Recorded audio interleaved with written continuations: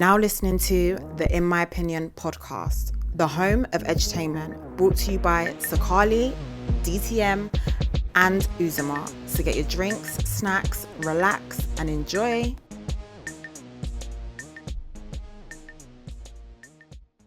Come on. Yes. Welcome back to the In My Opinion podcast. Yeah. We have a special installment of the pod today. We are here to do a interview with the director of the new short film, Yep. Kojja. Kojja. Kojja. We are joined today by the director of that short film, Mr. Kakembo. Thank you for having me here, guys. Yeah. Yeah, come you're on. welcome. You're We'll put it welcome. together. Yeah, man. Come on. You're most Mr. welcome. Kakembo. You're very welcome. How are you feeling? I'm feeling good. I feel good actually because Mulinde in the Ugandan community, he is our guy. Yeah. Today- He said our guy. Our guy. I like that. I like So that. I feel like, my fellow Ugandan, it feels kind of special, Oh, Yeah. I Oh, appreciate you, bro. Okay. Let's not leave these honorary Ugandans out by then. Yeah. I mean, we can step out for you to do a one-on-one interview. If it makes it better. You know what? Yeah, I think I'm starting to believe this now because Yeah. I used to think he just always overform himself. You know, like, oh, I'm this, but then every Ugandans with me, they seem to always, give you your props, like Yeah, you're a because prominent figure. These men don't rate me, basically. I don't say that. These men don't rate me, and I I, wouldn't think go that far. they're one of the people that the people that only rate you. I think it's because you toot your horn a lot. That's Yeah. what- You don't toot it for If you me. toot it less, then we If might. this man gave me my flowers, tulips to be exact, Okay. maybe I'd be more happy. Maybe I'd be more Yeah. accepting. Yeah? Okay. I mean, yeah. Now, in the London community of Ugandans, everyone knows Mulinde. No, it does. He's the celeb after Daniel Kaluuya, you know? There's levels. The level There's is high, levels though. to this. Wow. The level is high. No, I appreciate the love, man. But you're doing big things. course. You know, Thank you. with your directing this Love the short film. film. Love the short Yeah, film as yeah. well, by We the way. all Love watched it. Love it. I've watched it twice. I love that. Yeah. Funny fact: I auditioned for this film. I didn't tell you, man, that. Yeah. I didn't want you lot to, to be skewed by my audition from this the guy, you're casting. clever. Oh, Wow. No, I did audition for it. Yeah, he did. Um, And do you know what? Melinda was very good. It was Yeah? very good. Very, very good. These men don't believe I can act. So wait, why did Yeah. you pick my boy then? No, man. On the spot, I wasn't So good no, enough. Melinda was very good, and actually we did, because obviously in the film there's Luganda spoken. Yeah. But when me and Melinda did like a back-to-back sort of like I read the lines, he reads the lines. Yeah. But obviously we went off scripts and we just sort of Yeah. what's the word? Just improving. Improvise. Okay. But Yeah. he was really good in Luganda, honestly. So much that he resonated with the character so much. Wow. Yeah. And it was kind of personal to him in a way that I actually went back the next day and I rewrote some lines based on Wow. what he'd kind of like, well, me and him had kind of done. Yeah. But honestly, in Luganda, it sounded so beautiful. It was good. It was good. Wow. Rate me, guys. Yeah. Come on, The man. Ugandan does Washington. But for some reason, he didn't get his part. yeah. I was just, There'll be others. That's not gonna be his last Amen. movie. Yeah. You know what? That's true, that's Exactly. true. You know I'm right. Exactly. You know I'm right. Yeah. Yeah, he might have something bigger. He might like, you know, Exactly. I might have, okay, Exactly. I see it. And I'm just happy Yeah. for the opportunity because acting is something I always wanted to do, and you gave me the opportunity to audition. So now I know what to expect. That's I got to dope. audition. Because we're rooting for our boy. yeah. They are. So- No, it was I think. good. You know, even like, because obviously I was reading Luganda and I'd been reading Luganda with everyone. Okay. But Melinda's Luganda is actually really good. Like, obviously in the scenes, we were fighting. So I was playing the role of the mom and he was playing him. Okay, yeah. And I just felt like, he was beating me. Wow. In Luganda, I was like, you know what? I lost that scene, I'm not going to lie. Wow. Yeah. I argue a lot at home, so that's why it came naturally. Wow. But what inspired you to do this movie? Do you know what it is? Is I have a lot of nephews. And my sister, they for whatever reason they just didn't have a father. Do you know what I mean? And I was sort of I don't want to say raising them, but I was the male figure in their life. So I would take them to football every Saturday, and we'll have these conversations. And I think over time, I just realized that myself, I was also young, and I realized that I didn't actually have the tools to bring them up. And I think I kept on struggling with this idea of, do I protect their innocence or do I give them the tools to survive in the real world, the Western world, as a black man type of thing? Yeah. And I think that question of what should I do is inspired me to make this film. This film. That's Yeah. dope. So like with watching the certain aspect of it, right? Of this film, would you actually send your own children to Africa if he was in fear of them obviously joining the wrong group or the wrong gangs or anything like that? Is that something you would do? Do you know, it's a tricky question because, Melinda, as you know, when I was growing up, that's something you guys are the same minute. You hear that a lot. 100%. I'm going to send you back. I'm going to send you back. Anything small. When I did my hair for the first time, when I did locks, the child is gone wrong. I'm going to send you back. I think I did cut my hair the first time I tried to do it because my mum just thought I'm naughty. So, but I think I've known people to go back. Yeah. Some people have come back better. Maybe for the first 2 weeks or 2 months, and it's just literally gone worse. Okay. Some people have come back better. So I think it's not straightforward. Some people, I think the majority of people tend to come back a little bit better. But for me, with my own kids, I've kind of reconditioned myself to not see Africa as the place to just go for discipline. So I think I would actually love to just send my kids back to Uganda with myself to just live there for a little bit. Just to see. Because when I was in Uganda and I just saw Ugandans everywhere, I was like, this is lit.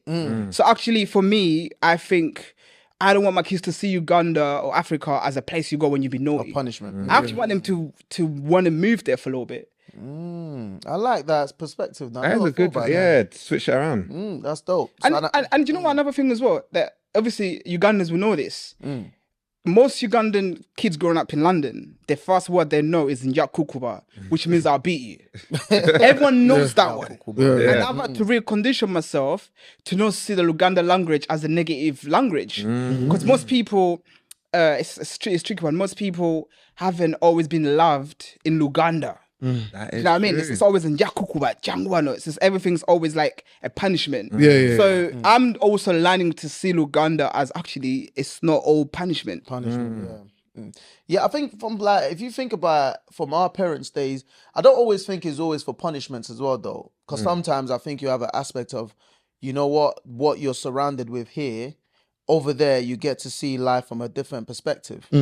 So yeah, so I definitely think it's more of appreciating like life and things more in it. And you don't have access. You don't have access to things that so maybe might keep you more focused and disciplined. So I guess, but that's definitely dope perspective you got there. Okay, so what inspired you to obviously add Luganda into the short film? Like why was that important to have that in the film? Really deep down, it's a love letter to Ugandans living in London. We don't always see Luganda being spoken on screen, and I think after reading the lines with the actors in Luganda, I knew that the nuances of that story to really capture the relationship it had to be in Luganda, because obviously when you speak English with your peers and your parents. Just the way the language is set up, you communicate a certain way. But Luganda is naturally a very soft language. The way you greet your mom, the way you greet even your sisters, you have to kind of humble yourself. And I just felt like there's no way I would have captured those nuances in English. They needed to be captured in Luganda. But also, it was like a nice way to get a little glimpse into a British Ugandan household in London where people are speaking Luganda, but every now and then they might jump in, they might put in some English words back to Luganda. So, you know, so it's a love language, it's a love letter to my Ugandans living here, you know? It was a lovely blend. And also, because obviously I think in the short film, there was a part where I think one of the things she highlighted as to why she wanted to send him back was something to do with not like having like a fatherly figure kind of thing. So how important do you think it is, like as a black man in the UK, to have that male figure kind of thing? It's super important. I think it's so important to have that male figure. And I think when that male figure is not around, someone has to do that role. And sometimes it's the uncles, sometimes it's the cousins or the older brother, or sometimes even the football coach. But the reality is someone has to fulfill that role. And even in this film, I'm looking at the idea of someone stepping in and they don't necessarily have the skills to deal with it. You know, when you're father, you're supposed to guide. I think it's so important in this country to guide boys, like how to navigate it, how to navigate work, how to navigate life. And as much as your mom can help you with so much, only a guy can really tell you that's how you deal with another man like that. Like only a man can teach you. Now you need to humble yourself. Now you need to stand up for yourself. Now this is how you take it. You know. So I think having a father figure is super important for the community in general to progress. You know. I think I like that you saying that part in terms of only having a father figure to help navigate certain situation, which brings me to that section. Remember when they had that incident in the alleyway? I think when he kind of ran into the woman. And then Uncle said, "Run!" And and again, do you think that was the right? Do you think that was the right decision? Yeah. Do you think it could have obviously to make them stood his ground? And I didn't do anything. We'll wait for the boss. Yeah. I felt running maybe even made that situation a lot worse than what. What do you think? You know, you guys obviously giving away the film, but sorry. I really like how you say it. I don't think he did anything crazy, and I think that's important because for me, you always see this character as a little boy, and we see that. But I think in the film, he's actually not seen as a little boy. Oh yeah, that's true. Do you know what I mean? So naturally, you will always see he didn't do anything crazy because he didn't. But on the flip side, so the character, it's all about perspectives, and I think it's important that that to answer your question very directly. I wanted the viewer to make up their own mind. I want to ask the viewer at the end of the film, did he do the right thing? Obviously, I've made the decision for him, but the idea is that for you guys to decide, have that conversation. I like that. Because we did have that conversation. And what was the general? I think we just felt like he shouldn't have run. Yeah, because we didn't. I don't want to give away too much, but we just felt like he was innocent. So why are you running? You running makes you look more guilty. But now you've put your spin on it. Yeah. Maybe had he stayed there, it could have escalated. So and who knows what could have happened. So definitely because right. In that situation there, how I'm looking at it is his word against her word. Basically. That's right. So now the only proof we probably have if he done it or not will be is there any cameras or whatever. But if that's not the case, then from what it looked like, most likely he's getting done. He's getting done. Yeah, so you're better off running because if you run anyway. I see what you've done there. So it's dope because it's definitely going to create a conversation. Yeah, and it's also the system as black men. How we navigate the Western world. It's like the fact that I can change your mind. The fact that how you navigate the Western world determines the decisions you make. Because really and truly, did he make the right call? Really and truly, did he? But we understand why he did it. Yeah. But only us understand why he did it. Yeah. That's 100%. Yeah. And in the movie, I guess I was trying to kind of have a little conversation or show a little glimpse of why he might have done it. And I think that by the conversations he's having with his best friend, conversations he's having with his sister, something that happened to him before. And essentially, I'm just trying to show you a little bit how the system has made him feel like this and how the system made him come to that decision in that moment. In a way. And essentially, I'm taking our experiences and trying to give it to other people in a very, very quick way. Do you know what I mean? And I think I noticed obviously the situation that happened in the alleyway, the woman was white. He was a young black boy. There was a bit of microaggressions there. Why was that important to add in this movie about this guy getting shipped back to Uganda? Why did we have to add that? Do you know what it is Mandem, we don't know how to deal with microaggression. Like most people, anyone that's ever worked in the corporate world or in those big glass buildings, if you ask them, how did you deal with it? A lot of us don't know how to deal with it. Do you know what I mean? Really and truly. And I think it was important for me to show that. And even a lot of young black men, actually, they don't like working in corporate world for that reason. They don't know how to deal with microaggression. We can deal with a lot in our lives. We can deal with so much. But microaggression in the workplace, it's very annoying. I don't know how Mandem just don't know how to navigate that. A lot of people rather just not do that job, just work for themselves or be a drive a van or deliver parcels because it just at least I'm by myself. So I think for me, it was important to show that we don't actually know how to deal with microaggression. What do we do? We just run away. What do you man do? Tell me. There's a dope conversation in that. 'Cause I feel like Uzi would you fit into that category. Yeah, because that's why you like working by yourself. I feel Because like he's one of those very like direct. I like you. I'm or a I man, don't like you. management can't manage me. Yeah, you know what I mean. It's true. No. It's very, Like very. you Yeah. find it difficult to get Okay. along with someone like you don't really. Yeah. So can I say what happened in the scene? Is that Do you want to give a? because I want no, not to give away, but I just want to see what he would do. Or okay, actually, you know what happened? Yeah. Exactly. The microaggression. Why? What started it? What would you have done in that situation? Would you have listened to her, or would you have said? So "No, I'm not what he? I would have just walked away. But no. What happened was that's what he you tried said. to do the right thing, Yeah. right? Yeah. And that's when obviously whatever happened. Yeah. But I would have just for the fact that I would have just walked away and just left whatever was there. And to the point that he's making, like we That's just mine, don't know yeah. how to do it, so we just walk away.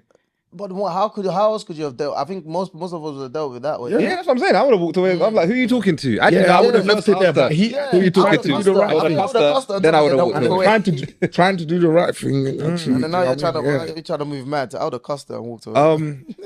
Obviously, you said this movie was inspired by your upbringing and bringing up your nephews, right? In the movie, we see Kojja was talking about how when he was younger, he had a dream to be a writer growing up.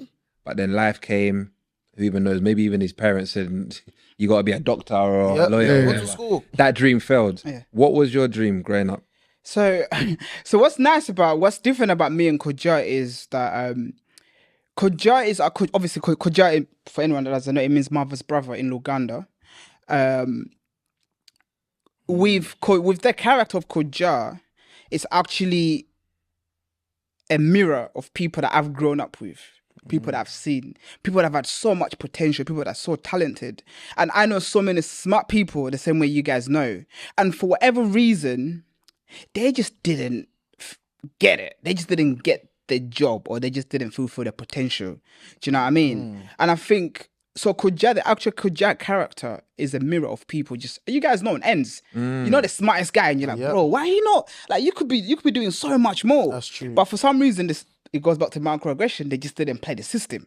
Do you know what I mean? But for me, I'm not gonna lie to you guys. My mom just let me. I was given room to just do what I wanted to do. I'm lucky. I was able to. My mom actually paid for my foundation to go art school. Like, wow. Yeah, so like I was actually given the space to, because I had two older sisters, and I think they were just a bit tougher on them. And then when we come to England, my mum was really working hard. So I think as long as I was in school, not doing anything funky, she just didn't. Happy. I guess it goes back to Martha, innit? There was not really time to really look into deep. What was he studying? As long as I was just kind of studying and doing my thing. And then after a while, it became my identity. You know, just he's doing art, innit? Oh, that's good. But you know what's so funny? Yeah, just looking at this, like, because I feel like the UK government, they understand the concept of like we need a fatherly figure in the house, but to a certain degree, like they put away a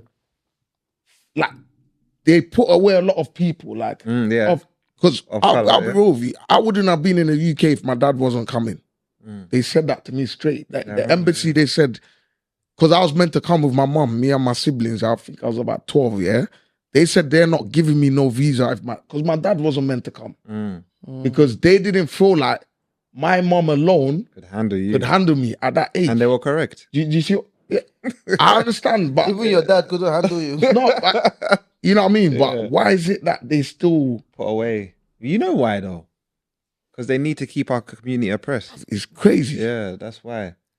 No, but I like the fact that you write from, even though obviously saying like your background, having the freedom to do what you wanted. Obviously, you had a support system there, but I like the way that you were still very observant and you was able to absorb what was going on around you, and you write from that perspective.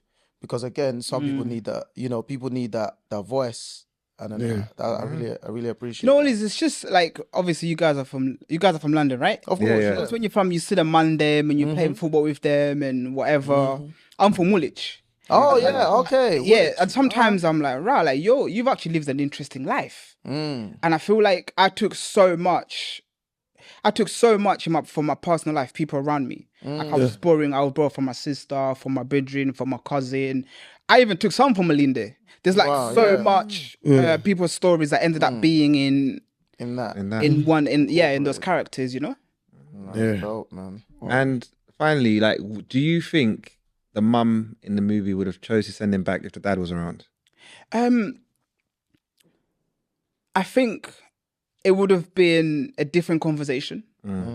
I think it's like this idea of having a mum and a dad. The idea is that it's a family unit, and the idea would have been that the dad has to somehow step up and talk to the son or try to guide him. The mum wouldn't have felt so alone. Yeah, the mum wouldn't have felt so alone. It would, the dad would have had to like do something before it's too late. And I think it also comes down to there's a cultural difference. You know, a lot of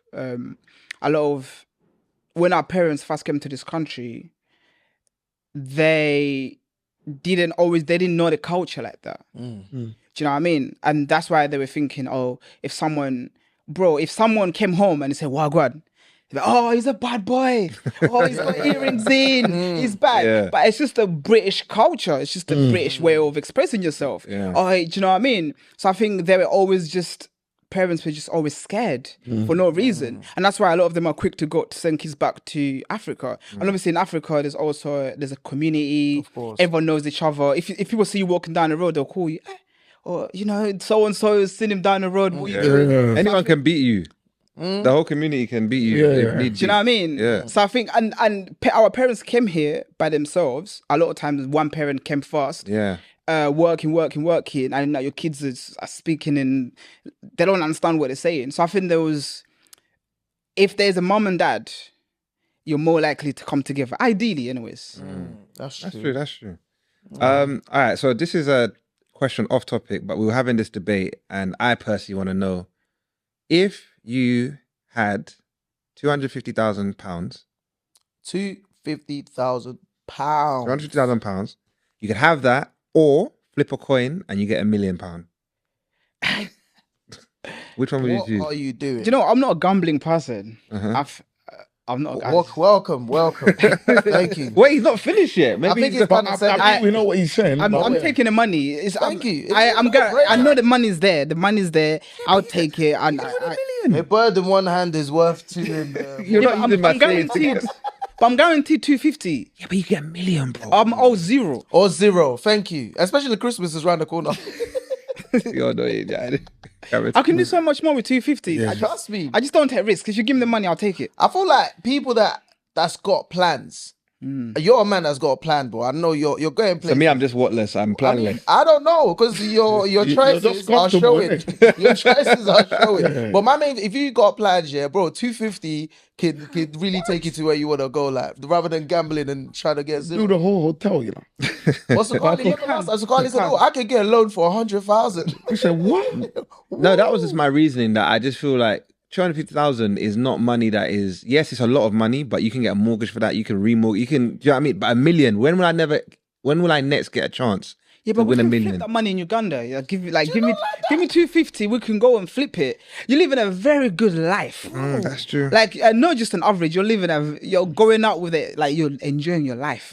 You're talking like a man that's not resourceful, bro. Bruv, what? I just want that chance. Sukali's okay in life, innit? That's why. It is what it is. I have also my own struggles, but no.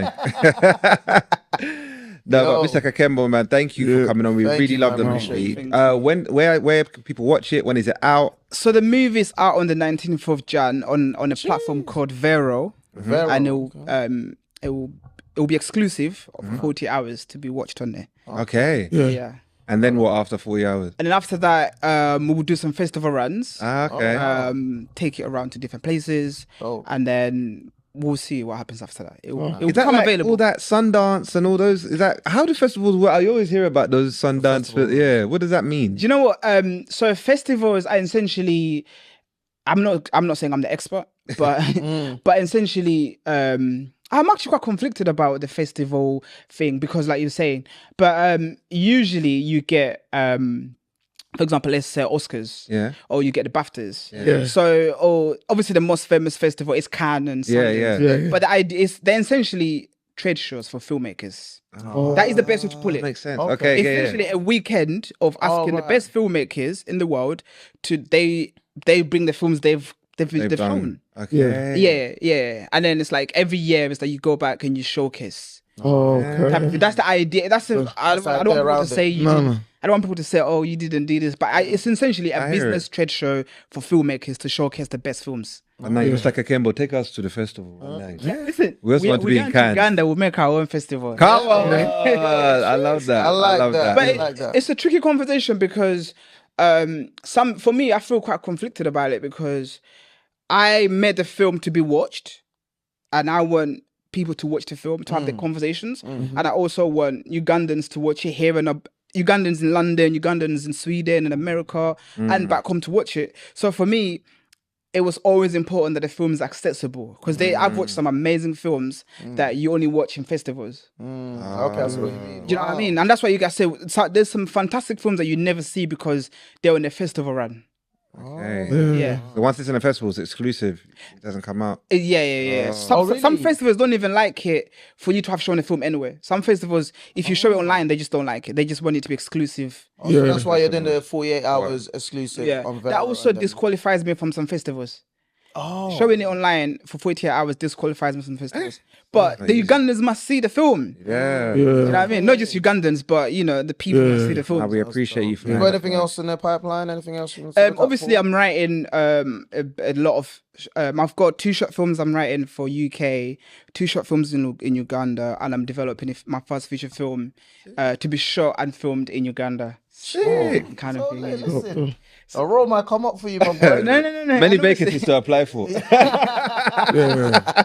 I'm sure you must get No, one. but you guys are laughing, but our conversations, our actual scene, that inspired me a lot. In believing in my own Luganda as a language on screen. Yeah. Okay. Authentically. Yeah. Do you know what I mean? Authentically. Sometimes when you watch TV and they do African languages and it's like, did you speak Luganda? Did you know? You can't quite It's tell. mixed in. Like It's the mixed accent, in. yeah. Yeah. Okay. No, man, congratulations. Where can they find you?